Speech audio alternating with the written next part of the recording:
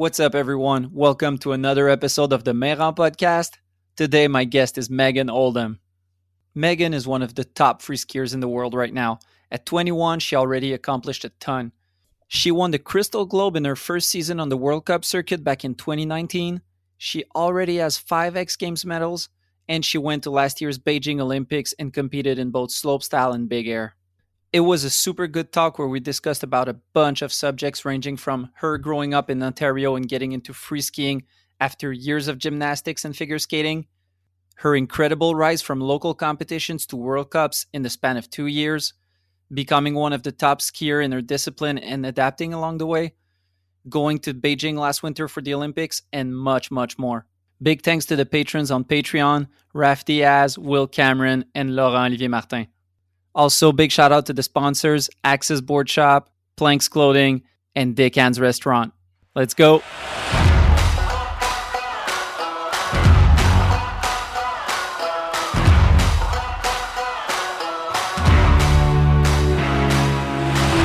Megan Oldham, welcome to the podcast. Thank you so much. I'm excited to be here. I really appreciate you taking the time to talk to me. Yeah, well, likewise. I'm glad we get to talk. You're part of the new generation of women that are killing it right now, especially in Canada. So it's dope to talk to you. Thank you so much. I guess we'll get to talk about you've had a crazy 2022 season, X Games, Beijing, all of that. But I wanted to start off by talking about your youth, kind of, because it's crazy to see the new generation coming up, and sometimes we don't get really to know your story or where you come from or how you got to that point. Because right now you're one of the best skiers in your sport, getting, what are you now, at 5 medals at X Games? Yes, it's crazy. Where did it start for you? Because I'm from Quebec, you're from Ontario. It's pretty similar where mountains aren't the best, you know? There's a lot of pros that come out and do great in the sport, but the odds aren't in our favor, kind of. How was it for you getting into free skiing, or, getting the itch to do that? Yeah, for sure. So for me, I kind of grew up like with my family. My parents were both really active. And obviously, I have 2 brothers who are super active. So we would always go out west and visit some of my mom's family out there. And whenever we would do that, every year we'd go skiing. So it was kind of just like a family thing where every year we'd go out to some bigger mountains out west and do some downhill skiing. And I always loved it, but I never really thought much of it. Growing up, I was super into gymnastics and figure skating. So that was my main focus, like sports wise. It was like training for gymnastics 3 nights a week, skating 2 nights a week. So I didn't really think much of skiing. And then kind of like as I went through high school, I was starting to slow down with gymnastics and figure skating. And my brother was starting to get into the freestyle scene. So he kind of like pushed me, encouraged me, and was like, "Hey, Megan, like, I think you'd be super good at this. And like, we both really like skiing. You should just come out with me and try it a few times, hit the park, do some rails." And at first I was completely against it. I was like, no, like, I'm not interested in that. Doesn't really seem like my thing. Why? I don't even know. Like, I think for me, it was more of like an intimidation thing. Like, I'm definitely a super competitive person, and I don't really like being in the situation where I feel like I'm like, being watched and like not super proud of my skills. So like Yeah. being in the park and seeing all these boys and girls who are really good doing big tricks, and I'm on there like trying to learn how to slide a rail, like it was just intimidating for me as a kid. That's a big part when you're young. Like, Totally. there's people that are 20 years old doing big tricks, and the first step of getting comfortable on boxes and rails is I remember that part. It's intimidating. You're right. It's super hard. Yeah, and I think it's with like any sport. I'm sure lots of people feel that like nobody really likes to do anything that they're not good at. So to like be in front of everybody and like feel like you're being watched on the chairlift and you're still like at that stage where you're just really beginner, it's tough for sure. But it was nice having my brother because he was kind of there as somebody who was like supporting me, watching me do tricks. So I'd get tips from him, and I kind of felt like not everybody was watching me because he was kind of there supporting me and like cheering for me when I'd learn something new. Hmm. So that's kind of how I got into it, and I did a lot of backyard skiing as a kid because, like you say, Ontario and Quebec don't really have the biggest hills. So, like, we would spend weekends and we'd have a little backyard setup. We'd have a PVC and we would just hike up and down, and my brother would show me how to do tricks. So I kind of just followed him that way, and it grew to be something bigger. Yeah, that's dope. There's a lot of stories like that in free skiing where there's the siblings that bring you up or that mentor you, kind of. So Totally. many pros that have bigger brothers. There's too many to count, really. Like there's the Logan family, there's the Wells family, there's the Gagne family, there's and so on and so on and so on. Um, it's really it seems like always the younger sibling gets a lot of a plus from getting the older sibling kind of coaching them.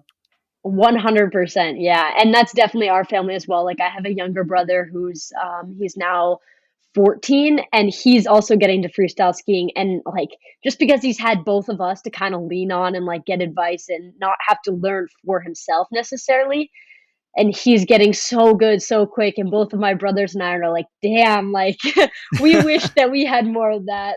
So it's cool. How was it for you getting we talked a bit about the struggle of starting in the park scene. What was the easiest or maybe the hardest part for you? Jumping is different. Some people are more comfortable with jumping. Some people have a easier time with rails, and plus you have that figure skating background. So Hmm. I'm curious because I talked with Kaya Tursky, and there was a big part that helped her with rollerblading Hmm. because she was always already doing like street rails and rollerblades. So then that was an easy part for her. What was it for you? For sure. Yeah. For me, like, I would say, like, definitely from gymnastics and figure skating, I felt like I had a really good air awareness already. So I definitely felt a little bit more comfortable in the jumps to start off. I definitely struggled a little bit more with the rails because that wasn't really something I was used to. I definitely had the balance aspect from gymnastics, which I think helped. So it's just trying to learn off of those skills. But I do remember, like, distinctively one of the hardest parts for me, like, as I was really getting into the sport, was trying to learn how to, like, spin off axis, because I had been Mm, taught all my life, like, when you're figure skating, you're only spinning upright. And then same with gymnastics, it's just backflips. Like, your feet are always going directly over your head. So that was really weird for me. I remember my brother was trying to help me on our backyard trampoline and like learning how to do corks and misties. I was like, I don't understand. Like, this feels so uncomfortable to not like look directly over top of my feet, like to do a different axis. So that was a big barrier for me. And it took some time for sure to get used to like spotting at different places and figure out where I was in mm. the air when I was doing that. Yeah. Yeah, it's funny you say that. I had the same experience with for childhood friends that were really into gymnastics, Hmm. and they eventually like stayed in that, and now they're in the Cirque du Soleil, Totally. and so they're really like in the classic gymnastic type of spinning. And I was showing them videos of X Game stuff where they do triple corks, and they couldn't understand. Like they're like, I couldn't do that. Like I don't understand that way of approaching a like air sense wise. Yeah, 100%, because you're doing, like, for them, a back full, and it's completely different because it's a totally different takeoff, like, different spots, so it is tricky for sure to make that transition. And I guess the grab, you know, the aspect of grabbing your skis influences a lot how you set and maintain your speed, your spin, rather than Yeah. just hawking kind of. And that was hard for me too as well, like, especially the last few years, that's been something that I've really been trying to focus on because, again, like, I'm used to spinning, and in figure skating, you have your hands, like, right over your heart, so that's, like, the complete opposite of, like, down by your feet, so that was tricky too, like, trying to learn how to, like, bring your knees up in the air and, like, hold on to that and trust yourself that you're gonna get around, but it takes some time and you get used to it. And you said you had a good starting point balance wise. Yeah. That I guess that's a really good thing to have because for a lot of people that's a hard thing when they get in is having not the best balance necessarily, and then when you start your first rails you eat shit, Yeah. and that can be. I've seen a lot of people say like, okay, I'm done, because they eat shit like 5 times and they're like, yeah, I'm just gonna stick to like carving. Yeah. No, it's true. Like, you definitely also, like, when you're starting the sport, have to just be like, accept the fact that you're gonna fall a lot and it's gonna be embarrassing. because even with the balance that I had, I for sure was falling all the time. Like, so it takes some courage to kind of just get into it and try not to care what people think. To put people in perspective, when was the transition for you? Like, at what age was your first years, like in the park with the twin tips and all that? Yeah, so I was pretty old. Like I guess I would have started like maybe my first ever time when I was like 14 skiing, and then by the time I was like 15, I was Just skiing plainly? Like, well, no, so I started skiing like on normal downhill skis just with my family resort style when I was probably like 5. And then I did that all my life. So that was a good start. And then by the time I got into park, it wasn't until I was like 14, 15. okay. Well, I think that that's a classic, like where most people are like that. They ski casually, and then it's in the teenage years where park skiing comes into place. That's true. Yeah. Hmm. And so it's crazy. Like right now, you're 21. Yeah, So 21. from 14, first time hitting rails, to like 21, doing both ways dub 12, there's something natural going on there. Yeah, no, it is crazy. Like looking back, I'm like, wow, the years just flew by so quick and it really wasn't that long. Like, yeah, no, it's cool. And now it's time for a first sponsor break. I'm stoked to have Dickens Restaurants as a sponsor once again this season. I've been a lifetime fan, so I'm always happy to share the good word. Dickens is a family owned fast food restaurant chain with 12 locations in the Montreal region. They've been famous since 1954 for their great food, especially their flat hamburgers and their spicy sauce. Talking about their sauce, it's been available since last year in many Metro grocery stores all over Quebec. Dickens is my number one fast food spot, so if you come by Montreal, you gotta check it out. Support companies that support skiing, support Dickens restaurants. It's something that we get to hear a lot from, I guess, the older generations. People like in the generation of Henrik and Phil Casabon, hearing what inspired them or motivated them when they were young, like seeing the competitions or movies or whatnot.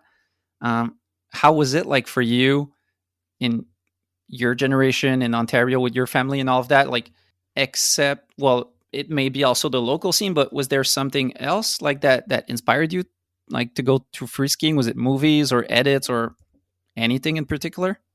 Yeah, so for me, like, it was a little bit different because I wasn't really even aware of the sport. Like, it wasn't even something that I knew really existed until my brother started getting into it. So he was really the big picture person for me that pushed me into it and kind of got me excited about the sport. Hmm. And like with that, like as he started to get more into it, he would come and he'd show me videos and edits and parts and stuff like that, and we'd watch them together. And it would definitely get me excited. But like when I was starting, I wasn't even aware that people were making films of them skiing and stuff. So that was like a completely new aspect of the sport to me. And I love it for sure. But I would say that my brother is probably the one person that's really inspired me and like pushed me to get into this space. Yeah, it was the same for me, where I think it's that for a lot of people, where your first encounter is really your local scene, the local park and all of that. And Yeah, because when you're 12, you're not necessarily, it's the same for music, for everything, where you're still learning about the world. Like you're not necessarily aware of it. Like I used to get like given movies at Christmas from like the local ski shop, but if it wasn't for that, I wouldn't have known wouldn't know. necessarily. Yeah, Yeah, yeah. And then for when you're sure. older, you get on the internet and you realize there's a lot of stuff going on. Totally. Yeah, you kind of need that person to introduce you to all that stuff and show you what people are watching and doing and yeah. How was it for you, like going from first days in the park with the bro, learning rails, jumps, all of that, to saying, okay, I want to compete? Like, how did that transition go? Like, was it seeing that you had some talent, that you had some skills that maybe could go into competing? Yeah, for me, like it really started just as tagging along with my brother and his friends. And as I would go to the hill more, I started to make friends and I found some girls who skied. I found some guys who skied that were my age, and it was more of just like a hobby. Like every weekend, it's almost like hanging out with your friends at your house. It was just a fun activity that we would do. So I was always super excited just to go to the hill and ski and not really think about it. And then I just did that for a year or two, and I think it just the more I did every weekend, I felt I was starting to progress and learn tricks, and then my brother joined a team, so I kind of just followed along with that, and obviously, like, once you start working with a coach and stuff like that, you get introduced to the comp scene, and I've always been a competitive person for sure, and then as gymnastics and skating started to kind of disappear in my life, it was cool to just replace that with a different competitive sport, so it kinda just naturally fell into place, and I wasn't originally like, "Oh, I wanna compete so bad," like, I didn't even really know about it, and it kinda just came to be. with the local clubs and all of that? Yeah, for sure, like, I just was local skier, hanging out, kinda got introduced to the smaller competitions and built up from there. Back in the days, maybe like as far as or as soon as 10 years ago, there really was kind of not really a, a strict or a straight up way to get pro, let's say. It was really Yeah, like buy a plane ticket to Colorado and go at the US Open and yeah, try and make, you know, there was like 0 to 100, but right now it's really structured. Like you have mhm. the World Cups, and before the World Cups, you have the NORAMs in North America, and beforehand you have, I guess, the local competitions. How would you call the step below that, below I the think for NORAMs? us, it's called the, timber tours. Might Okay, be different somewhere else. that's in Ontario. The name. Yeah, So anyways, you have kind of the provincial level competitions, and then you could say the national, and then once you get on the yeah. national teams, then you go to World Cups. How is it these days for yourself and for the new generation going up? Like, what's the scene like, competition wise, and you know all that kind of team mentality, not team mentality, but you know those competitions with levels to go up. Mhm. Yeah, I think that's probably one of the biggest things that kind of shocked me is, even as I went up in the competition circuit, like, it always stayed true to the same sort of environment, like, I never felt like I was really competing against people and we were, like, hated each other and we're just trying to be the next best person. It always felt like I'm just skiing with my friends, we're at a competition, and we're all kinda just cheering each other on and doing our thing, like, I kind of expected that as I got up to the World Cup level, a lot of the nations would be more separated and kind of doing their own thing. But it's really cool to see that the whole community of skiing is really connected and all the girls get together. We do stuff when we go to competitions. We're like cheering for each other. We're going out afterwards and doing activities and stuff. So I really love that aspect of it. Did you see a difference between skiing and figure skating, gymnastics in that sense? Like the Totally. Yeah, like, camaraderie, or how you'd say that, yeah, the the friendship? camaraderie. Yeah. Yeah, it's so different, which is strange because, like, definitely, like, when I would show up to gymnastics competitions, it was like, "This is our team, and Hmm. everybody else is, like, just here for us to beat them." Like, it's kind of like Yeah. soccer in high school, I don't know, it's just like, that's the opponent and, like, our job is to beat them.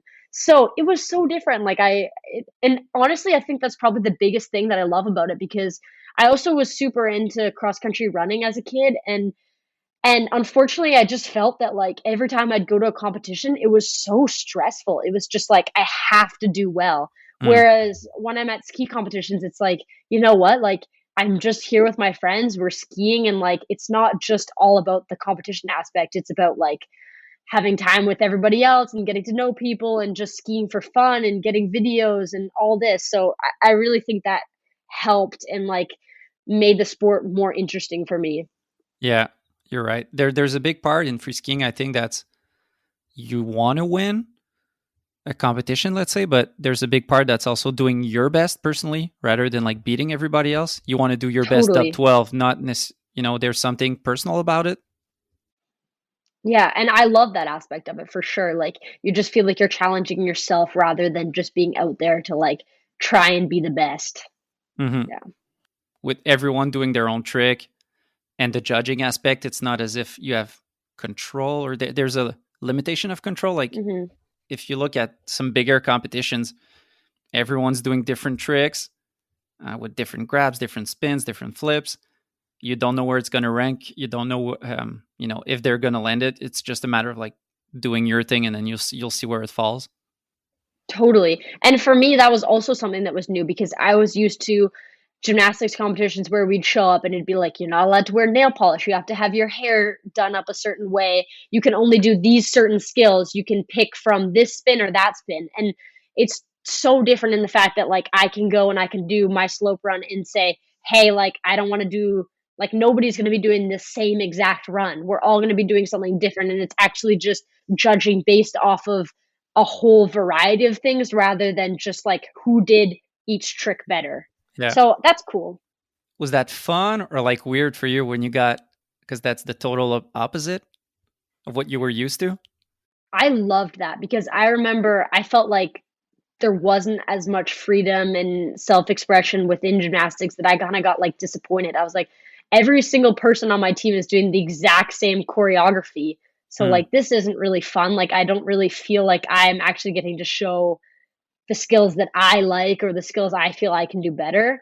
yeah. And so to have that freedom in skiing, it was like, okay, sweet. Like I can actually show the tricks that I'm more stoked on rather than like what people think are cool. And now it's time for another sponsor break. If you listen to this podcast, you know Access Board Shop is the dopest shop in skiing. They support athletes, movies, events, and a bunch of other stuff related to skiing and snowboarding. I've been to their shop recently and they're ready for ski season. They've received all the new skis, boots, outerwear, and every other thing you'll need for this season. So if you're in Quebec, go check out Access Boutique in Saint-Sauveur, or you can check them out online at accessboutique.ca. Support companies that support skiing. Support Access Board Shop. Yeah, that's cool to hear because you got the same problems as what the first people who started free skiing got, which was like a lot of people in the 90s were doing moguls, and moguls was really regimented, and you weren't Hmm. allowed to do grabs, you weren't allowed to do X, Y, and Z, and then they were like, well, that sucks. Let's go Yeah. do something else. We want to well, and it was a lot like, well, we want to do stuff like snowboarders are doing, Hmm. and then they went and like kind of rebelled away from mogul skiing. Yeah, for So sure. That's super cool.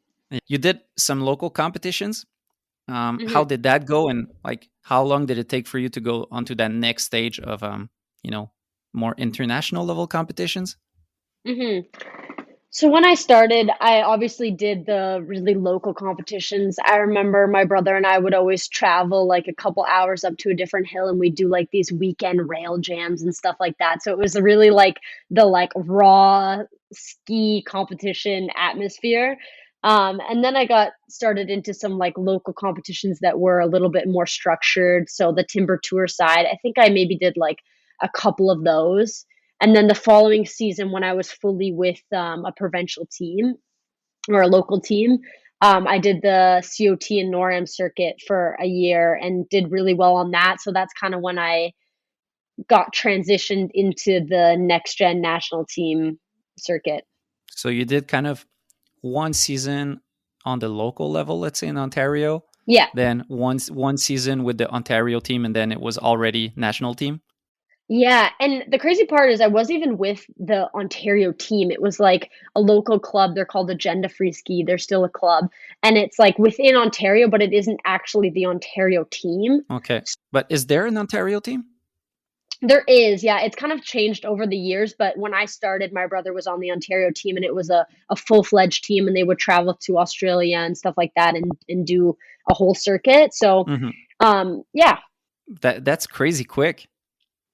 crazy quick, yeah. And I think it was a little bit of a shock to me. Like I was expecting to be competing in NORAMs for 3, 4 years at least, Hmm. and didn't really think much of the next step, and was still kind of getting used to the courses of NORAMs and stuff. So that jump up to the national team was huge for me. Like it Yeah, definitely was a point where I struggled a bit to kind of find myself in skiing and get used to bigger courses and how to actually learn like the flow of skiing rather than just the tricks themselves. yeah, because there's so much going on in there. Where inside of 2 years, you get from your first competitions to like international level competitions with big expectations that if you do well, Yep. it's the Olympics. It's being pro.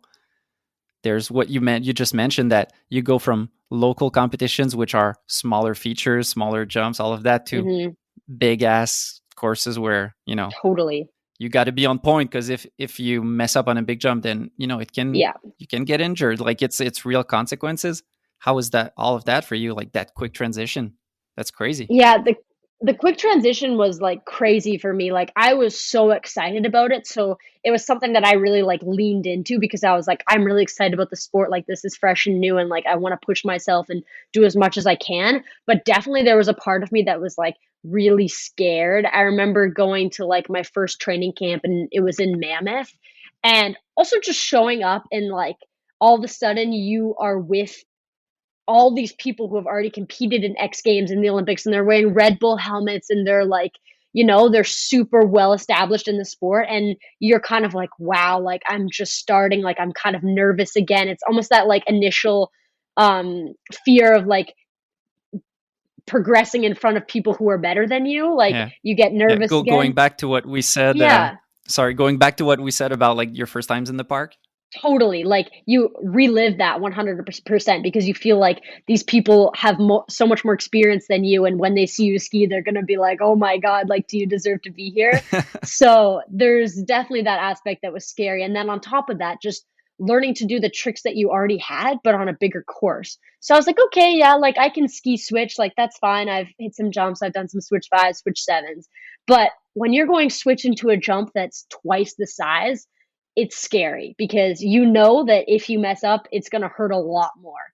So, trying to get over that fear and just get used to doing the bag of tricks that I already had, but on a more technical course. And that's harder than people appreciate, I think. And there's a big thing to say about, let's say your biggest trick was a switch sev. Yeah. The way you set a switch sev Oh, yeah. on a small jump, if you set it the same, you're going for a 14. Yeah. Yeah, so you got to adapt. 100%. And that's something that definitely was huge for me. Like, I remember I could do cork sevens, but I was used to doing cork sevens on like, honestly, like a 15, 20-foot jump, like small, Where small you're jump. just All the, like yeah, hugging. 100%. And then all of a sudden you have to do on a jump that's 4 times the airtime, and you're trying to learn how to like slow down your rotation, be patient, like stand up taller, all this stuff. And it's hard to like retrain your brain to do tricks, the same trick, but honestly completely different because the tempo, like the way you set it, everything, it's just so different. And how did you go about it? Was it just like taking your time and adapting? Yeah, like just taking my time and kind of trying to slowly work into it. Like I remember the coaches were really good. I did some stuff on airbag and water ramps that year, which helped because I kind of got introduced to the more airtime aspect.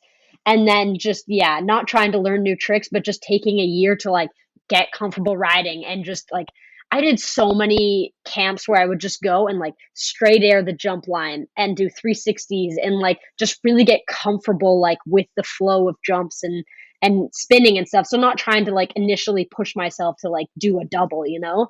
It was definitely like warming into it But I guess that's important. Like for sure. in a sense of being safe and not injure yourself. It's always best Hmm. to like take your time, being sure you're all good before you want to try it. Yeah. No, for sure. And for me, like that was the biggest aspect. I know that when I came up onto the national team, my previous coach was a little bit nervous for me, and rightfully so. Like looking back, I am like, I don't know how I didn't get injured the first year because Mm. I'm a pretty small girl. Like I'm like 5'2", never been in the gym before when I started with the team, you know? So I wasn't really aware of like the physical aspects of it and like how I needed to be like a lot stronger and all this. So just trying to get used to that as well. Like I really didn't want to get injured the first year. So just trying to like trust my coaches and be like, okay, it's not time to like push myself to do new tricks yet. I need to like Hmm. spend some time in the gym and make sure I'm stronger and make sure I have better edge control and all this before I'm actually starting to do bigger tricks that will be a lot of risk. Yeah, you're right. Because then it's a whole strategic way of thought, where strategic in a sense of your career, but also that knee injuries can happen really fast and stupidly, like in odd Easy. situations. Like some people just blow their knees on a 360 that they land awkwardly. Yeah. And you've been good up to now, right? Injury wise? Yeah, I've been pretty good up to now injury-wise. I've had some, like, smaller injuries, but nothing substantial like an ACL. And it's hard because you also see a lot of really good athletes who are really young and are doing so well in the circuit, and then they go through an ACL recovery, and that is really hard on an athlete because you're cut back a year, but also you've got a little bit less confidence because you're probably feeling a little bit scared and worried about what injury will look like in the future and all this. So Yeah. trying to stay away from that is also a big part of the game, because if you're progressing at a slower pace, but you don't have any interruptions, then you have a lot more room to grow. It's just hard. Was there a lot of maximize involved? Like, what was it for you um, that helped you progress? Was it like sessions at Mammoth, like you said, or water ramps or maximize? Yeah, so I didn't do a ton of maximize until the last couple of years, but I would say that's been a huge part of my progression in the last 2 years. Like, we've spent a ton of time in there in the summer, and that's definitely helped me gain confidence, especially with doubles and getting into that space where you're flipping more than once. It's Hmm. it's really nice to be able to do that stuff on an airbag before you go to snow. But honestly, just the constant repetition is really what I find helps. So I've had some times where I've gone to maximize and I was really struggling with like a right cork nine. And I would go to maximize and I would go for honestly only even an hour a day because laps are so quick. It's like 10-second laps. And I would do like 30 right cork nines in a row, and you just become so confident with that trick because you do it so many times within a small chunk of time that your brain is kind of like wired like, okay, I can do this. I know what the motion is. I know where I am in the air. So definitely just like getting more repetition. So everywhere I go, it's like, okay, if there's something I need to work on, I'm going to do it as many times as I can. And now it's time for another sponsor break. The season is here and Planks Clothing is there for you. Planks is a movement of humans creating change through skiing. Skiing is a mind altering experience. The mountains bring together a community of obsessive riders, roamers, and revelers. Their vision is to build this global community all bound by shared vibes and hooked on riding. Drop 1 and 2 of their 22-23 collection is now online at planksclothing.com. This collection celebrates Manchester, Planks' second home, its people, and its influence on the gear they make. Proper good gear that'll stand up on the harshest mountain conditions and everything else the universe throws at you. Check them out at planksclothing.com. Support companies that support skiing. Support Planks Clothing. Yeah, that's a great point that I think people who've never been to Maximize might not realize, but Yeah, that's one advantage that's crazy because Maximize is basically one hit if you're hitting the jumps. It's one hit and it's a rope toe. So whereas in a normal resort, you hit a certain jump every 10 to 15 minutes. If you're yeah, lapping, then now in the same 15 minutes, you get 30 hits. Like it's totally. crazy quick. And the best part I find about Maximize is that you're not as weather dependent, because sometimes we'll go to, let's say, Switzerland and have a training camp and you'll have like 7 days of bad weather. But Maximize, all you need in a day is like 45 minutes to an hour. Like, we would rarely ever do a full day at Maximize. So if the weather's bad in the morning, it's like, okay, whatever, we'll just wait. And then you have an hour window where it's sunny and you can do everything you need to do. So it's a lot easier to get training in, because sometimes it's hard if you're just waiting at a resort for the weather to get better. Yeah. And sometimes it's like that in the bigger mountains. Like I remember same thing being in Whistler at some point and it's raining for 7 days and you're Yeah. just not doing And anything. even if you get an hour window, it's like, okay, well, maybe in an hour I can do 2 laps, so I'm not going to be able to work into my big tricks anyways. Yeah. So it's Yeah. definitely advantageous in that sense. But the only thing that I found, and that's the life of rope toes, but it's kind of intense, the rope toe. Like For it's sure. it's tiring. Yeah, my team always jokes that, especially in the summer, that Maximize is the most like physically demanding camp. We're all like neck whiplash, like back so sore because you're just walking up on a rope toe and then like getting whiplash on the airbag. So it's a lot on the body. So we talked a bit that you went from, first competitions to Team Canada inside of Mhm. 2 years, which is crazy.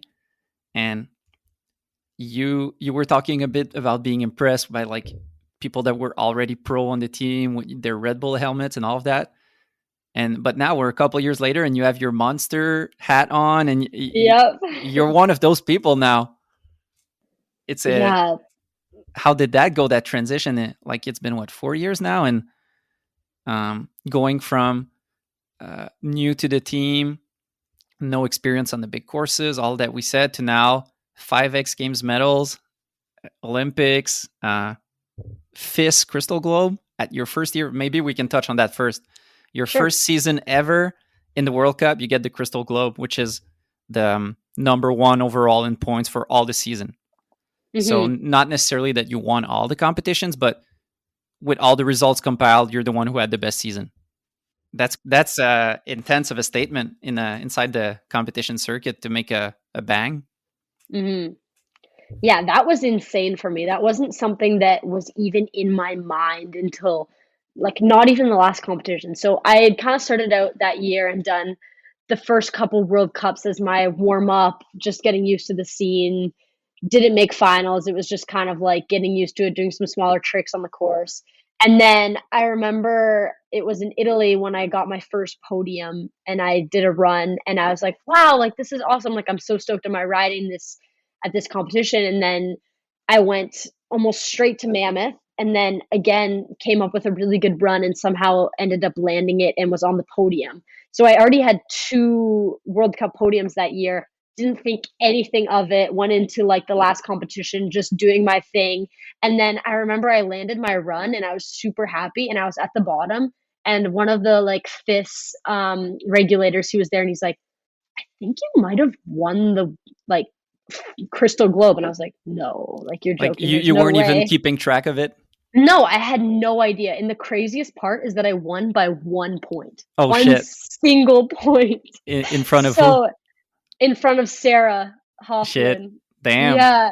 So it was crazy. And the funniest thing is that she told me that when I went up on the podium, she's like, the same thing happened to me 2 years ago. She said that she beat somebody by 1 point as well, which is like so like coincidental because she has to become like exactly, let's say, sixth spot, and I have to become exactly first spot. Mm. So it's crazy that that happened. And it wasn't even in my mind until he said that. And I was like, no, there's no way that that's true. And then after my coaches came up to her and they're like, yeah, I think you did it. I'm like, okay, wow. Yeah, 2019, you ended the season with 281 points. So on that Yeah. scale, 1 point difference is really like Yeah. minimal. Oh, so minimal. Yeah. Yeah. That's dope. So, Uh-huh. but you were saying that with every podium, you didn't think much of it. But I'm No. curious, like, how did you not think much of it? Because you're coming from Ontario again. And I focus on that maybe, but there's a lot of people that have come from Ontario. There's Dave Crichton, there's Corey Vanuler, there's Evan Hmm. McEachran. There's a lot of people, but still, when we grow up, as you said, we're not in Austria or Switzerland. It's not necessarily the skiing vibe. And then you're getting podiums on the World Cups. Yeah. I think for me, like my mentality going into that season was just like, I didn't feel like I needed to ski well. I was more focused on like just trying to prove that I was meant to be there. I didn't want to like finish the season and be like, oh, I feel like people are kind of like, oh, Megan shouldn't really be on the World Cup circuit yet. So like I kind of just came in as an underdog and I was like, I just want to do my best in the land runs. I don't necessarily need to do the hardest tricks ever, but I just want to land runs that with tricks that I'm confident in and prove that like I'm meant to be here and like I want to be part of this circuit and all that. So I think just because I was so focused on just doing my own thing and not necessarily getting results, but just skiing and doing what I could, that it kind of just came into play. Yeah, but well, that's cool to hear. It's like sometimes you hear people that get stressed out in those Hmm. um, settings where Yep. they expect a lot of themselves results wise, and it's as if you did the opposite, where it was just like, I'm not thinking about the results, I just want to do my thing, and then that ended up being Yeah. the best thing you could have done. And I think that's a huge part of skiing is like people forget that there's a lot of like pressure that comes with being an athlete and it's really hard to keep control over that. So like the mental aspect of the sport is almost just as big as the physical part. So if you can kind of get to that space where you're like, I'm just here skiing for fun and like this is what I do and I love it and like I'm just going to do what I can, then a lot of times it almost ends up working out better than if you're like, okay, I need to land my run or else like, you know? And it's something that I think is a great way to go on to maybe talk about X Games is Hmm. that X Games is the biggest stage there is in skiing. Hmm. You're still really young and you got 5 medals, so I guess you're kind of thriving off of that. Um, how's X Games for you? How has it been? Because you've been first X Games in 2020, Hmm. so you've had 3 X Games season and you already have 5 medals. That's a Yeah. great how do you say a great ratio. Yeah. Yeah, I mean, coming into X Games, I definitely was really nervous and again, like, wanting to prove myself and make sure that, like, I felt like I deserved to be there. So I remember showing up, I was really nervous and, like, again, really big course, but I kinda just tried to do my own thing, ski, not take it too seriously. And the first one was kind of just like a warm up. I remember I did big air and slope, and I think I was, like, 6th in big air or something like that. And after that, like, coming back to X Games again, it's so different than the World Cup circuit because it's such a different environment because it almost feels back to, like, the roots of just skiing at your home club because there's music playing, you have 3 hours, you take sled laps up, and you just ski. It doesn't feel, like, really stressful, which I like because it's just such a, like, fun atmosphere. People are here to watch. Everybody's down at the bottom, like, drinking and enjoying themselves and hanging out with family and friends. So it's just, like, way more laid back than a World Cup competition, which I really like, and I think that kinda played into how I felt in the competition and ultimately, like, how I've done at X Games. Hmm. Yeah, you get a lot of attention that is fun, but that can also be stressful. Like, let's say in X Games, you have a lot of people attending the actual event that you Mhm. maybe don't see in World Cups. I'm not sure. Totally. Maybe you tell me. But then there's also the fact that like you have the big TV presence that Yeah. that can be stressful, I guess. It can be stressful and somehow like it really shouldn't be that different, but it feels a lot different to me. I think just because like in a World Cup you're at the start gate and it's like, okay, like Megan dropping in like 3, 2, 1, like it's so much more of an atmosphere where you become nervous. Whereas X Game, it's like, okay, we're doing a jam format. You're the first one up. Like you Hmm. can drop when you want, and there's music playing, and there's people at the bottom, and there's lights going. So it's like I don't feel like it's quite as serious. It's not quiet, and everybody's like looking at you. It's like everybody's having a good time, and I'm just hitting a big jump, and people are watching. So I think that that's really nice. I guess X Games really found the right formula because I think that's something that every rider would say Hmm. that everyone enjoys that vibe, everyone thrives off of that, or not necessarily thrives, but that's what's enjoyed the most by the athletes. Yeah. But you mentioned you got 6th at your first X Games. Hmm. Again, that's you brushed it off quickly, like yeah, I got 6th, but that's some people like for a lot of people that's an insanely great A huge result. accomplish. Yeah, for Yeah. sure. Yeah. It is for sure, and honestly, at that point, I remember just being like, "I am over the moon just to be here and to have gotten an invite." So, like, I just have to be stoked on that and just enjoy the experience because I may not get invited again. Who knows? Hmm. So, yeah. Did you ever have a point in there where you were kind of like taking a break and kind of updating the software in your head of like because you go from the local scene to the national level comes to the international level to X Games, and it happens really fast. Sometimes you don't even realize that you're making all that getting that far. You know. Yeah, making that much progress. Yeah, like, definitely there was times when I would look back and be like, definitely after my first season, I remember being like, "Wow, like, I don't feel like I've done all that." Like, that's Yeah. crazy. Like I'm really happy with myself, but wow, it really doesn't feel like that's happened. Just And crazy. and how did that thinking go? Was there a process of like saying, okay, well, I guess like I don't know, like looking backwards and then looking forward again, seeing the progress you made? Yeah, like it's super cool to look back, but I think the thing is that like whenever things happen to you as a person, they don't feel as real as when you like see them happen to other people. Like for instance, like I think famous people like singers and stuff will always say like, "Hey, I'm just a normal person, like I do normal things and this just happened to me."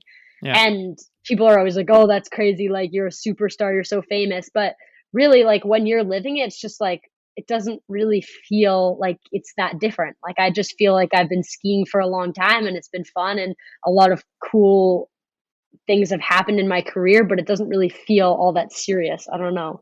Mhm. Well, it's good. That means you're keeping the a level head, Yeah. because it's a weird thing with our sport that is not mainstream, where you're Hmm. kind of doing your thing in your corner all season long, and then when there's the Olympics now for like 2 weeks, you're a superstar for the media. Yeah. So there's Hmm. kind of like those two sides. Difference. How's that been for you? Talking about like stardom, quote unquote, Hmm. maybe on the broader mainstream side, and also like maybe going to Ontario and like having kids look up to you now. Yeah, that's been super weird for me. Like, it's definitely been an adjustment. I think, like, for me, I don't really believe it as much in my own head. So when people come up and approach me and are like, hey, can I get a photo? Or like, will you sign this? I'm like, me? Like, what? Why? And then I kind of like look back and I'm like, okay, yeah, like, I guess so for sure. And definitely the Olympics was a big adjustment for me. I've never experienced something like that. And for sure, it's a totally different realm because for us, like World Cups are something that are broadcasted, but a lot of times at the competitions in Europe, you won't even see it in Canada. Hmm. So the audience is a lot smaller. And going to the Olympics, like I remember being a little bit overwhelmed because all of a sudden, every day I'll wake up to like 200 messages on my phone, like from Instagram, from emails, from text messages of people that I've met and maybe necessarily don't even know that well that are messaging him and saying like, "Hey, good luck," or like, "So proud of you." So to have that sort of support behind you was a really big adjustment because it definitely did feel like a lot more eyes were on you, a lot more pressure was on you, and all of a sudden you feel like you need to perform, which was different for sure. Was it adding pressure or adding kind of, was it helping you or kind of putting weight on your back? Definitely like a bit of both. For sure, I was happy to have all the support and like from friends and family and people I was really close with. It was awesome to see that. And I think I tried my best throughout the whole experience to try and not pay too much attention to all the messages I was getting and media that was around me and kind of just focus on like skiing at its core. But for sure, like I felt by the end of the experience, like Olympic experience, it was a little bit like exhausting and a little bit overwhelming because you're like, wow, I'm just here to do like one thing. And I feel like I have all these people that are expecting me to do well. And there's really that. I don't know how it is in the other countries, but I feel like in Canada we're really focused on. You hear them a lot in the broadcasts. They're calculating the amount of medals we're expecting, Totally. Yeah. and they're really not shy about it. They'll say like, "So Mhm. Megan Oldham is a contender for a gold medal here and here," and Yeah. like it's they're really kind of putting pressure on you guys, saying like, if Mick Kingsbury doesn't win, Oh, totally. it's a loss, and if Megan doesn't get a podium, And for me, I think the one hard part that I experienced was I went into big air and I did the tricks that I wanted to do for qualifiers as kind of like a warm up for my finals. And I ended up qualifying first, and I was honestly kind of like, "Oh, shoot, I did not want that," because all of a sudden, it's like Megan Oldham's qualified first for the Olympics, like, most likely to win big air, and everybody's like, "Oh, if she's first in qualifiers, then, like, it means she's probably gonna be first in big air, like, in the finals." yeah, and that's not how it works. It's not the case at all. So I'm like, okay, like you guys have to understand that, like, even though I did those tricks, the girls in the competition who did smaller tricks did that strategically so that they get into finals because they don't want to fall and not make finals. So I'm like, there's going to be a lot bigger tricks, but people don't necessarily understand that because they aren't as close with the sport.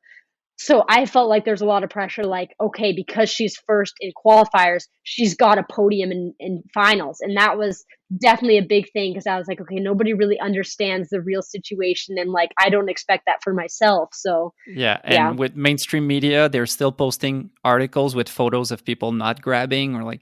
So Oh, you yeah. start from far, like in Oh, that whole sense.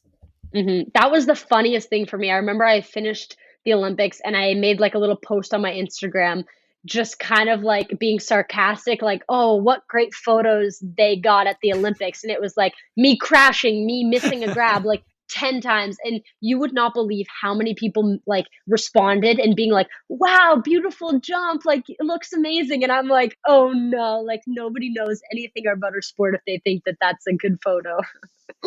Yeah. We got to live with that, I guess. Yeah. And it's coming along. Like people are learning, but it's a slow process for sure. What was your tricks for qualies? What did you do to end up first? So for qualies, I did switch dub 9 was my trick because it was only 2 jumps and you do the best of 1. And then for finals, you ended up fourth, which Yeah, 4th. Mhm. is a great result. At Olympics, it's always like the one that comes Yeah. in interviews, like, "Oh, you ended up fourth. You're this." Like, how It's was such it a for you? Yeah. It was good. It's definitely a bittersweet position for sure. But like the best part for me is like I left the competition being like I did the hardest tricks that I can possibly do. So I did switch dub 10 in my finals and dub 12 and I had never done the switch dub 10 before. That was the first time I've ever done it. So for me I was like I basically did a new trick. There was nothing else I could have possibly done. Like I don't have any more doubles that are more difficult. I landed it the best I could. I had the best grab I could. So like I'm happy with that because I feel like I put it all out there. It's still hard for sure to be in that 4th position because you're like, I'm so Hmm. close. But I was happy leaving because I was like, I've done everything I can. There wasn't any more I could put out there. So Yeah. Well, I guess a great that's a great thing to know leaving to feel good because let's say you would have landed a not so good dub 12 or not so good switch dub, then you're like, mhm, if only I had landed it well, then maybe, and then you're like, but now you can leave like, totally. and because the girls on the podium killed it, like it's not as Yeah. if. That was the thing too. Like it was so well deserved for the people who were on the podium that it was like respect. Like you beat me fair and square. Like your tricks were sick. You deserve that. And that's the best feeling. Nobody likes to like be on the podium feeling like, oh, like I could have done better or like I didn't really do my best. So I was happy. So Eileen won, Hmm. and then it was Tess Leder in second and Yeah. Mathilde Mathilde Grémaud in third. third. Yeah. Yeah. Yeah. And I remember, what was it? Eileen did a dub 14, dub 16, dub She did, 16. yeah, she did dub 14 and everybody was like, okay, that's it. Like that's her max. She can do the other way, dub 10 or dub 12, but that's it. And then Yeah. she out of blue just did a 16 to the other direction. Yeah. To close off the comp, right? To Like I close think up it the was like, comp. yeah, Yeah. that's crazy. I think we were kind of in disbelief too. Like I remember I actually watched her do the 16 and I was like, "Oh, cool, but like why would she do the 16 when she just did the 14? Like it's not really going to jump her up anymore." And then I was like, "Wow." I kind of had a moment of realization like, "No, she did it the other way. Oh my gosh." So, that was Yeah. cool to watch. And there's a that must be crazy because you girls ski with each other all year round, so you really know what everyone can do or will do Yeah. approximately. It's a matter of execution and the details, but you know that uh, girls, like, did you know? Let's say that Tess was going to do a switch 14. Like, did you know she had that in the bag? No, so that was the crazy thing is that at the Olympics, it was almost the opposite. Like you're used to kind of knowing what tricks people are going to pull out. And at the Olympics, it was like people were trying new stuff. People were trying stuff I've never seen before. Like there was one girl who she didn't make finals, but she did the first ever switch dub bio and Mm. she did it in practice and we were all like that did not just happen. Like nobody knew she'd be working on this trick like just all of a sudden. And then I remember Yo Yo did her first. I think she did switch 14 in practice and she was trying it in the comp as well. Like so everybody was just trying new stuff and putting it all out on the line. And who was the girl who did the switched up bio? Her name's Lara Wolf. Okay, Yeah. that's crazy. I didn't She's know that. Yeah, I know. It's crazy. And everybody was so excited. That was the coolest part. Like, it's the biggest competition of our careers, and everybody's at the top, like clapping and screaming and yelling because they're so excited that she did something new. Yeah, that was cool to see the camaraderie, as we said before. The image I have in mind is like the boys' podium in Big Air, where Hmm. like it's 3 different countries, and but they were all like bros, just Yes. hugging and Yeah. being stoked for each other. Totally. Question for you, strategic question. You Hmm. got fourth with switch dub 10, you said, and dub 12. Yeah. And I know that you got a podium just before that at X Games with dub 12 and right dub 12. Yeah. What was the thinking of going for switch dub 10 and not right dub 12? So that was actually something that I had talked about a lot with my coaches, especially the night before. It was like, which one do I do? The 10 or the 12? Like, what's going to score more? You're guessing, kind of? You're guessing, and the problem is with my right 12, that like X Games was the first time I've ever done it. It was kind of like a spur of the moment. Like I feel like I'm riding really well, and this jump is perfect. Like for some reason, I just feel like I can do it. And the time that I landed in X Games was the only time I've ever landed it. So it's like I've landed this trick once, but I've landed a switch dub 9 probably 40 times, and it's only an extra 180. So for me, it was just more about being consistent. And at that time, too, I didn't know what other people were going to be doing. So it was like, okay, it probably makes more sense for me to do two tricks that I know I can land Yeah. and just hope for the best. And also, like looking back at the scores, like I think my dub 12 was only like 2 or 3 points higher than my switch dub 10. So even if I did it perfect to the right, it wouldn't have been enough points to Okay. close the gap between me and Matilde. And it's cool that you say that because I just did an episode with Henrik, and Hmm. he mentioned the same exact thing in terms of strategy for his big air, Yeah. where it was like, I'm gonna try and phrase it correctly, but I think he was saying focusing more on perfection rather than progression. So Yeah. saying like he's gonna do the nose butt triple that he knows how to do and he can do perfectly, Hmm. rather than like going for broke on something he's not sure. Yeah. Trying to do, And yeah, totally. And then you also have the thought in your head of like, well, if I don't land my right dub 12, then I'm also going to have these thoughts of like, what if I did land? Like, what if they liked it better? Like, where would if I have ranked? So it was just for me, like, I want to do a trick I know I'm going to land, and we'll see how they react to it. yeah. I guess there's a lot of overthinking that can go into it as we're talking about it now. Of what if I did that other trick? What if? How do you handle that? Those choices. So much. It's hard for sure, but like ultimately you kind of just have to be like it is what it is at the end of the day. Like for me in slopestyle, I was the one person off from making the final. Mm, And and for me like it was a really tough situation because I remember I fell on my first run and my coaches and I were talking and I was like, should I do the back 6 or should I do a back 2? On the rail, and they're like, you need to land a run, otherwise you're not going to make it. So the risk is like, do I do a back 6 or back 2? And for me, I was like, I kind of want to do the back 6. Like I feel comfortable with it. Like if I miss a grab, then that's it, I'm out of finals. And it's kind of funny because that's actually what ended up happening. I did the back 2 and then I missed my grab on the last jump a little damn. bit. And so I have those thoughts in my head when I finished, like, if I only did the back 6, I probably Yeah. would have made it. But that's life and it happens to everybody. So you kind of just had to be like, you know what, it is what it is. And that's can't overthink. Regarding those thoughts of back 2, back 6 being strategic, do you think there was more thought brought into that because it was the Olympics? Like, do you have those same kind of conversation X Games wise, let's say? I mean, you for sure do, but it seems more, it seems heightened for sure at the Olympics because it's really like we're strictly trying to get results rather than like I've gone to World Cups where it's like I don't even really care how much I compete. I just want to do like back to back doubles as like as like a I've done it factor kind of thing, so I can put it into other competitions. Yeah. So yeah, it's different for sure.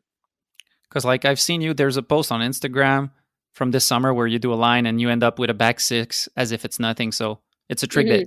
that you have, right? In your Yeah, bag. yeah. But that's the thing, like, there's always so much to think about because then I could have done the back 6 and then fallen, and then I would have been thinking, "Shoot, I should have listened to my coaches, like, I'm so mad at myself, like, Yeah. I would have made the finals if I just did it back 2." So, there's always the other side, like, Yeah. you can never know. Because I guess for a lot of people, it doesn't seem really strategic Mhm, when you look at slopestyle. It seems like people are doing their best, but there's a lot going on. Knowing what the other riders can and will do, there's something mhm, going on about the course that day. Let's say, mhm, like, is there the light or the speed or the wind or whatever? Then there's yourself, like knowing the risk of there's a big trick that you can do, but you don't know if you'll land it. There's a smaller trick. Mhm. There's a lot going on into the actual Yeah. run we're seeing. And I think a lot of people don't understand that we don't really have that much room for error. Like in the big air final, it's you have 3 jumps and you have to land 2 Mm, count. So that means you can mess up once, and it's so easy to miss a grab or not hold it quite long enough or land and be like a little bit wobbly. So it's like you don't have any room for error. You need to do tricks that you are gonna land. yeah, yeah. Henrik told me that his plan was switched up bio 18, Mhm. then nose butt triple, and Mhm. once those two are good, then he tries a big trick that he had Yeah. never done. Yeah. But what happened is he didn't land his nose butt triple well. So when he So went you had into to go his back. last jump, yeah, so he was like, do I go for the trick I've never done or do I try and do the nose butt triple better? And Mhm. that's where the was there something like that for you of I feel like that happens to me a lot. Like, well, yeah, well, even in my big air final, I did the switched up 10 the first run. And I remember I landed like kind of high up, like I think I was like first line. And so again, when I after I did my dub 12, I went back and I was like, well, I have one more jump. I might as well just try the switched up 10 again and make it bigger and make it cleaner because I'm probably going to get more points than trying something else random. and how was the slope style? You mentioned you were one spot out of finals, but how was that whole experience in general? Because what I learned is that again in the behind the scenes there's a lot of stuff going on. Whereas let's say you have the big air comp and then you the slope style is 4 hour drive away and Oh yeah. there's a lot of behind the scenes going on in between events. Um, how was the whole events for you? Mhm. There's so much behind the scenes stuff that people don't understand or never see, and you're for sure right, like, the Olympic experience for us was the most draining physically because for us, it was like we show up, we have time to acclimatize, but then we go into big air, and for us, the venue was, like, an hour away, and our training was in the morning, so for probably a week straight, we were getting up at around 4 or 5 o'clock in the morning to get dressed, have breakfast, get on the bus in order to get there in time for training. So you're already exhausted because you're getting up early and then you're thinking about competing, you're receiving all these messages, having to respond to that. And then right after Big Air finished, the girls had 1 day off, the boys had no days off, and we go straight to the other venue, which, like you say, is like 4 hours away, and then straight into another like 3 days of training, and then straight into 2 more days of competing. So honestly, it was like 2 weeks straight of like full on skiing. And I think it's unfortunate that they structured it that way because it resulted in a lot of people getting injured. I think there was maybe 4 girls just during the Olympics that left with ACL. And that's sad to see Ah, because it probably is a lot to do with fatigue and over skiing, all that sort of stuff. and So were they all in big air or slope? there was some in big air. So there was, I think, one girl in big air, and then 2 US girls did theirs in slope. And then Oh, there was one other Japanese girl who did hers. I can't remember when.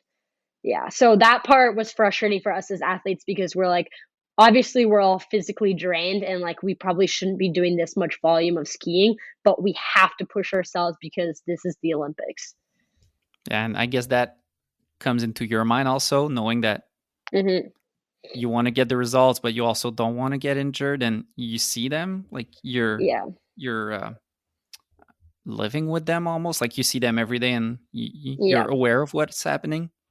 And plus, you've had there was a rough go, I guess we can say, for the Canadian team where one of the girls blew her knee Mhm. and Olivia pulled out due to personal Yeah. reasons.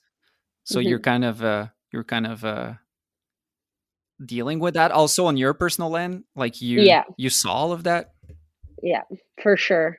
No, and it's hard to see that. And also people see it and they suspect like, okay, like Megan and her team, they go in the morning and they train for 2 hours and then they're done for the day and that's all they do. But Mm, the Olympics is such a big focus for countries that for us it's like you wake up, you go do like your warm up for 35, 40 minutes, then you go do your training, then you finish training, then you go and see the physio and you get treatment, then you go see the massage lady, then you have dinner, and then you go and do your cool down. And by then the entire day is over. So it's like you don't really have all that much time to yourself where you're just slowing down and kind of like detaching from the Olympic scene. It's like everything goes into this one competition.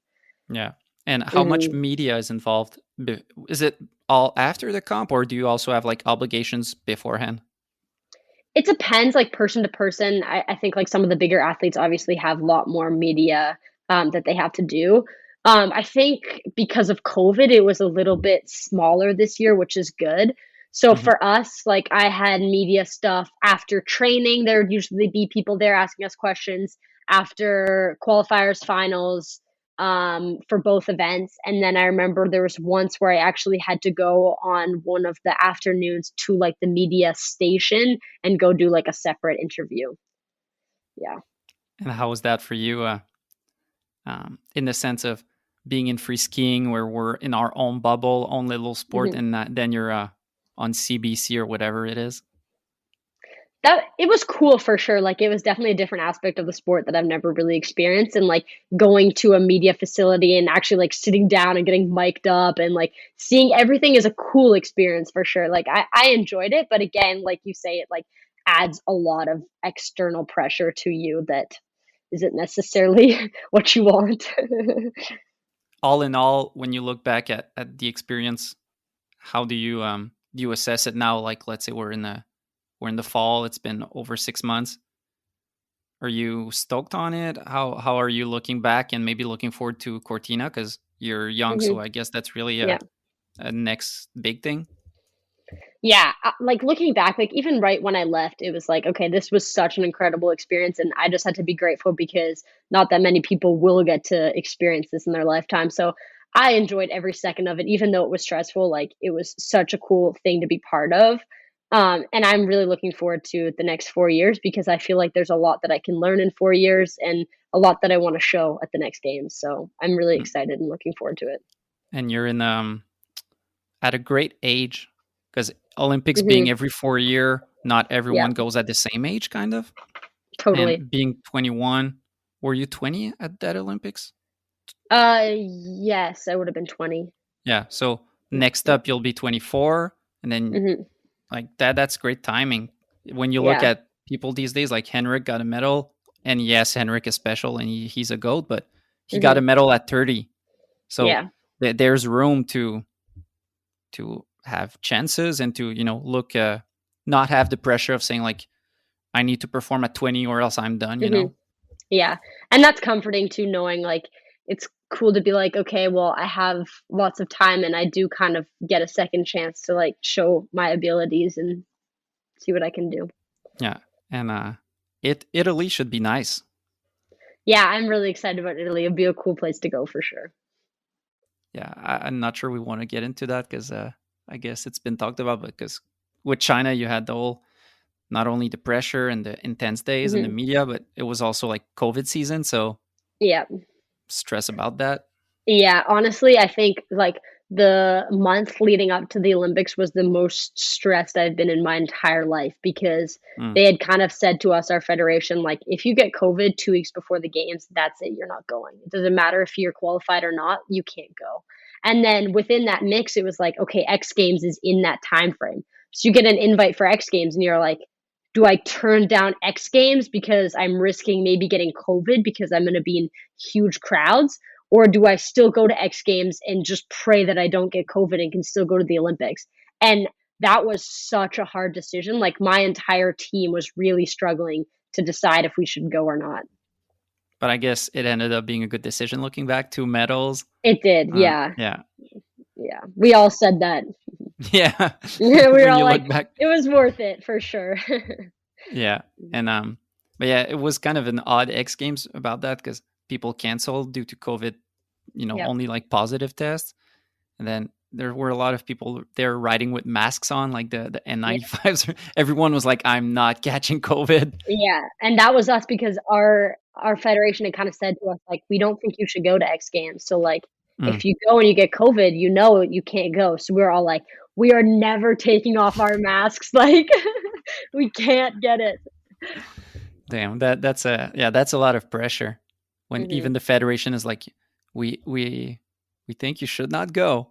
And it's Yeah. like, And it's something that you can't control. It's like I could stay home for those 2 weeks and I could and still yeah, get COVID, hmm or I could go and I could get COVID. So it's like, it's not something that you can control. And then if it does happen, it's like you're definitely going to have those thoughts and wonders of like, oh my gosh, what if, or, yeah. yeah. But you really had an insane season. Looking back at it, you had um, two X Games medals, Hmm. the Olympics. Even though you didn't get a podium, still great, accomplishment. Hmm. Then um, you went to the nines event in the spring. Yep. How was that? Because it's an event that's been going on for, I'd say, over 10 years, Hmm. and that really has evolved and developed into something special. But it's something that I'd say from the public's end is kind of a not cryptic, but we don't see much. We see highlight videos on the internet, but it seems like we don't see much details around it. Like, how was it for you? Maybe tell us about the event. Like, how is it? Because we see big features, we see the Hmm. the dream setup, but how is it? It's a week long riding with a bunch of fellow pros, and you're just like chilling. Yeah, it's kind of crazy. That was my first time going and I didn't really know what to expect, but after I went, I would say it's probably my favorite event I've ever been to, because that's exactly what it is. It's like it seems like because people are putting it on like a company and stuff that Hmm. there has to be some sort of like ulterior motive for them to do it, but it's not. The entire event is just based around inviting the best skiers and snowboarders so that they can have a good time, enjoy their sport and get content. So that's exactly what it's about. Like, we did dinners every night. They took us surfing at like this wave pool, which was so cool. We had like welcome nights and like awards. Like, they just did such a good job of like creating activities for us to do and kind of just bond with each other, get to know everybody, and then put together the most insane course that they can, and then just give you access to GoPros, to cool like drone features and all this, and just say like go play, which was so cool. Like, I had amazing time. That's intense, because not intense, but that's insane, I'd say. Hmm. Because especially for your generation, where there's less events like that are done independently. You Yeah. do mostly like FIS events, where it's Hmm. the opposite. It's regulated. You have your runs. There's a clear goal, which is get a podium, get and then you get to do that event. Must be nice to have that freedom of just enjoy yourself. We'll get some nice content and Hmm. enjoy. And the best part is there's no pressure with it. Like, I remember there was a couple days where it's bad weather, and it's like, hey, if you don't want to go up, don't go up. Like, you don't have to ski. You don't have to do anything. Like, if you want to go up and ski all day long, go for it. If you want to just chill this entire week and not ski at all, that's totally fine. So it was cool not to have any pressure and just be like, I just get to go ski and do my own thing and hang out with friends and do different tricks, and they're gonna film it for us. You have a post on your Instagram of a switch dub 9 Yep. on a jump that looks humongous. Um, how big do you think those jumps were? Like close to 100 feet, certainly. Yeah, I would say probably about 80. It's definitely a 80? big jump. It's Okay. close. I would say it was about the X Games big air jump. Okay, so it's not out of what you're used to. It was big air type of jump. Yeah, it was definitely on the bigger end of jumps that I've hit, but they also just do such a good job with the jump, like shaping it and everything, that it feels way smaller than it is because it's so smooth. What was your thought on the bottom section? They always do kind of a creative builds, Hmm. and Yeah. this year there was kind of a ball jump with a Hmm. ball in the middle that you could go into from any angle that you wanted to. Yep. And you saw some crazy stuff, I think, from maybe Max Mofat, maybe from Jesper Chatter. Um, how was it handling that, knowing that there's no pressure of a run? It's just like uh, figuring it out during the week. Yeah, that was super cool to watch all of that too. Um, it definitely was like a different aspect for me too because I feel like I've done a lot more of the like comp style skiing. So to just see other people hitting creative features and doing stuff was really neat to see and definitely like wanted like made me want to push myself to kind of do more of that. And it also brings back the initial like jitters that sometimes you don't get anymore because you've done stuff so often. So like Yeah. seeing a feature you've never hit in like all these crazy ways you can hit it, it's like, oh, I'm a little nervous and like you get that like jitters from pushing yourself to do stuff again. So it was really cool to see. And then another thing that I want to touch on is um, Colleen Balebaz. I'm not sure if I'm saying Hmm. her name correctly. Colleen Yep. is dropping an all-girl movie this fall, and I saw that you were a part of that. How was that for again, repeating myself, but someone who's a lot into competitions, getting into a format of filming, and that movie looks dope.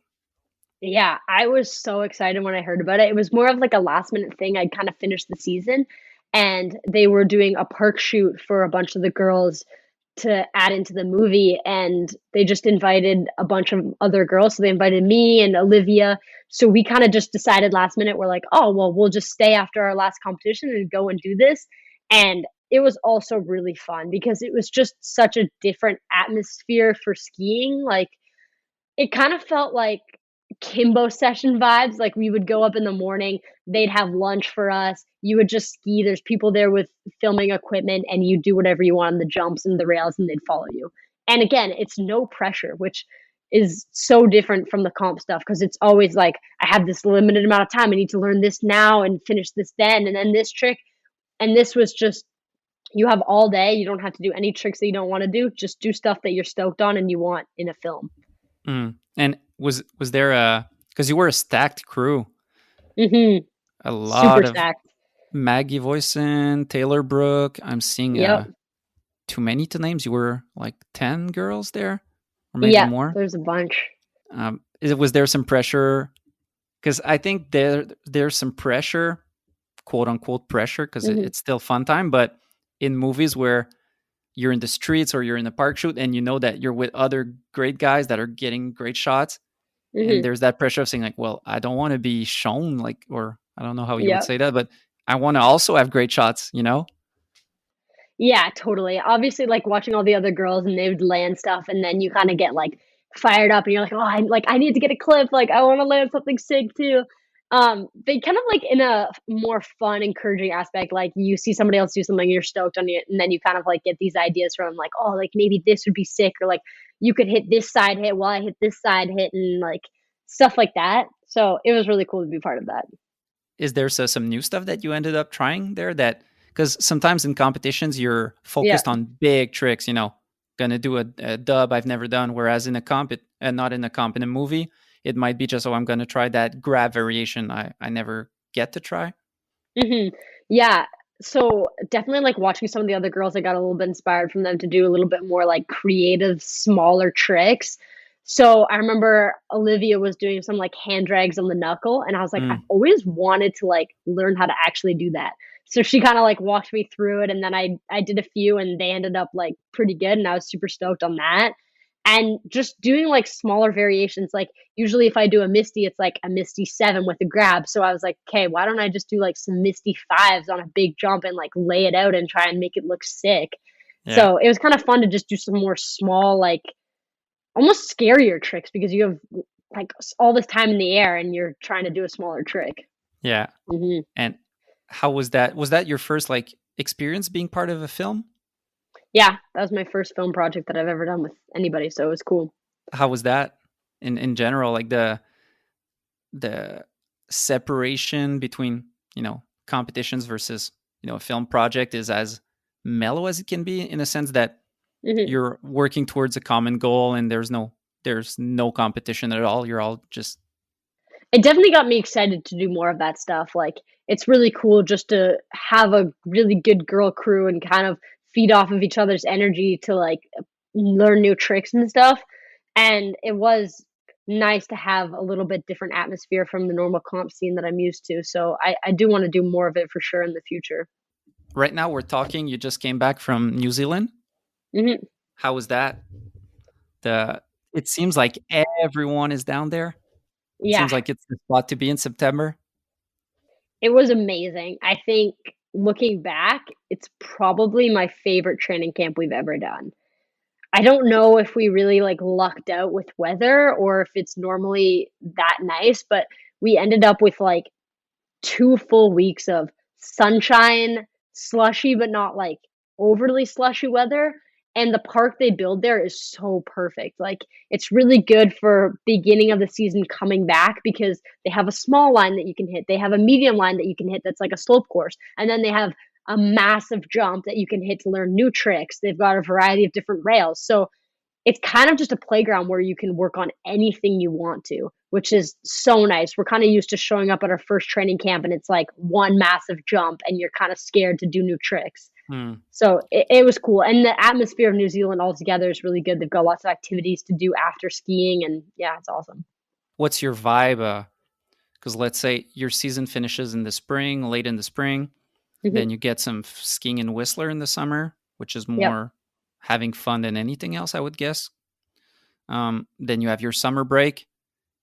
Then you go to New Zealand in September, and the start of the season is really close. Like you go to Europe after that, and it starts.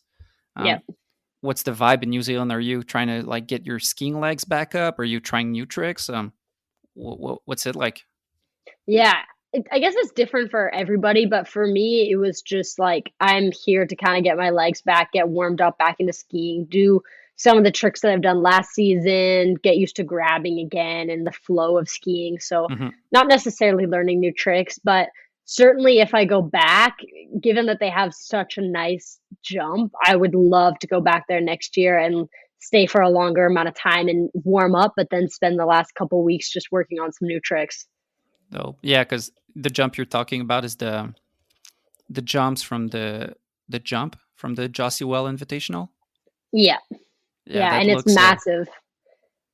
It seems like uh, now people are using it after the comp, and we're seeing posts on Instagram every day of people like Oh, yeah. throwing the biggest tricks ever, like or like progressing. It seems like a great Totally. jump I for think that. when we were there, like, I saw multiple quads, some from snowboarders, but also a couple from skiers, and triples super easy for all the boys. So, it was a lot of progression that they were doing on that jump, and it makes sense because they built it really well, like, perfect, easy, slow takeoff, really steep landing, pretty forgiving. So, I Hmm. definitely would like to go back and session that jump. On the girl side, a lot of people talk about it being the golden age right now with all of Mhm. you crushing it and progressing. You're doing like if we look at your X Games, left up 12, right up 12. That's dope. Like no one can say anything about that. It's crazy.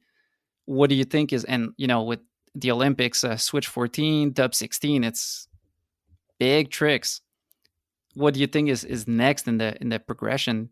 Do you think we'll see some triples soon? Like where do you see you and the other girls headed in that sense? Yeah, I think it's only going up from here for sure. I don't think it's going to slow down all that much. I definitely think with the Olympics, it was a bit of a push for everybody to try and get some new stuff in. But I think within the next like 2 to 4 years, you're probably going to see some triples. And not only that, but both way 14s, both way 16s, and lining tricks up in slope runs where it's like three double runs or what are making you to finals. Hmm. So that I'm super excited to see that because I feel like everybody's been pushing each other to kind of get to that level. And it's cool because I think we're gaining a lot more respect in the sport and people are starting to see how talented girls are in the sport. And it's neat. Yeah, the respect is there. Like Kelly Silderu has done amazing Hmm. with putting great rail runs that are Totally. tech, Hmm. and also with jumps. Like she had both sides switch 10, something like that. Yep. But then Mathilde and Eileen and you and Olivia and others I'm forgetting. It's really cool to see when you're all like, let's say at a X Games Big Air, when you're all next to each other, you see that it's next level now. Yeah, it's so cool to be a part of that for sure. And kind of see what everybody else is doing and push each other and do more as much as we can. So to end off the podcast, I got a couple questions from people on Patreon. First off, there's Raf Diaz who asks, What is your worst habit when you're skiing? My worst habit. Okay, I can be sometimes a little bit of like a superstitious person, and I cannot go down the hill without like fixing my helmet. I hate when it's like starting to go back and stuff like that. So almost every time before I do a run, I'm like fixing my helmet, and my goggles to make sure it's okay. Sometimes people have weird habits also. Like Henrik mentioned to me that he likes to ski with his boots loose, which to me as a ski racer That's is crazy. weird. Do you have anything like that that you have some weird ways of going about it? I don't do anything like that exactly, but I prefer my skis like one on each, like one specific ski on one foot and one on the like left foot. I think that's Yeah. pretty common. A lot of people do that, but definitely So a little bit the one that's superstitious. on each foot is always on that foot. Yeah, it's always the same. Kind of, yeah. I feel you on that. Sometimes I do it a bit, but it's like to have the graphic on the side it's supposed to be. But Yeah. yeah. And any other how did you say those any other Habits? superstitions you have? Superstitions? Not really. Do you have that with tricks where like say you try a back four and you fall and you're like, ah, I shouldn't do back four in comps.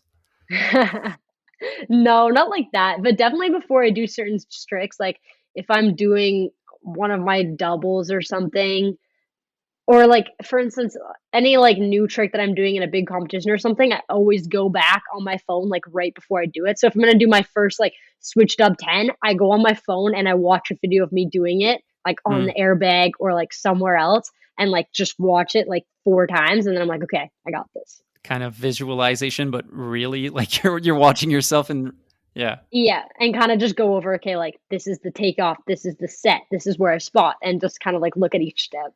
Hmm. Yeah. Do you think there's a bit of your skating background that goes into that of like analyzing every step? A little bit, yeah. I probably don't think about it as much, but you're probably right. It does come from that. Yeah, or maybe also the training with Team Canada where there's a lot of thought put into Hmm. every trick. Yeah.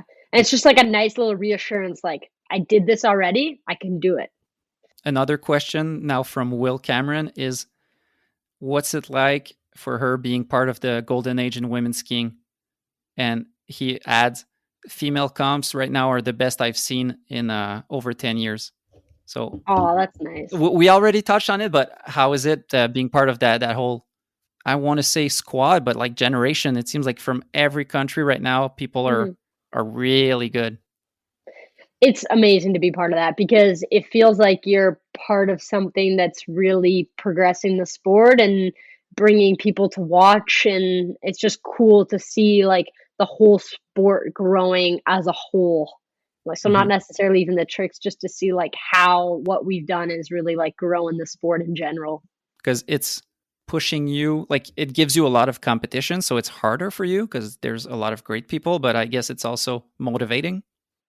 It's so motivating. Yeah, like, it makes you wanna learn new tricks because you're like, "Okay, well, this summer, like, I don't know what so and so is doing, like, they could be learning this," and, so it really, like, makes you more determined to try and push your own boundaries and, like, learn different stuff that you maybe necessarily wouldn't if you didn't think that people were trying to break some of the barriers. And how's the the vibe for all of you? Are you all like, let's say, because there's some in the top girls, let's say there's some from the States, from Canada, from Switzerland. How's the vibe country per country? Is everyone getting along really well? Is it more like split, not culturally, but like Mhm. between countries? Everybody gets along so well, which is the coolest part, I think. Like, all the girls are really close. Obviously, like, when you first come onto the circuit, it maybe takes a little bit of time before you really get to know everybody else, but Hmm. everybody's super welcoming. We do lots of stuff together, and I think seeing the progression in the other nations is just pure excitement. Like, gives you a little bit of fire behind you and makes you excited for sure. So right now you're back in Ontario, uh, Mhm. maybe taking a bit of a break before the season starts. What's up for you in the coming months? What's do you have a plan for this season? What's your goals or? it's pretty straight into it already. So I'm home for another like 4 days, and then I go out to Europe.